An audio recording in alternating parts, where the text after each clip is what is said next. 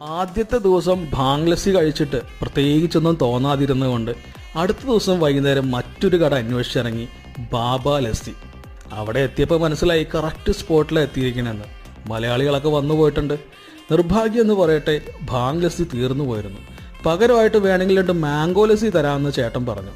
എന്തായാലും അവിടം വരെ ചെന്നതല്ലേ, അതെടുക്കാൻ പറഞ്ഞു.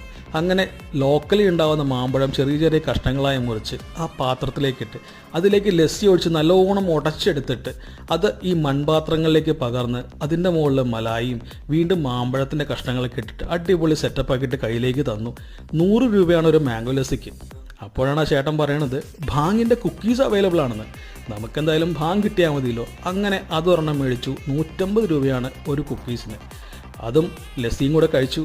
ഒരു 2 മണിക്കൂർ കഴിഞ്ഞ ശേഷം എന്താ സംഭവിച്ചെന്നുള്ളത് ശരിക്കും അനുഭവിച്ച് തന്നെ അറിയണം, പറഞ്ഞാൽ മനസ്സിലാവില്ല. അപ്പോൾ നമുക്ക് ഒരുമിച്ച് യാത്ര ചെയ്യാം, ഒരുമിച്ച് ഭക്ഷണം കഴിക്കാം.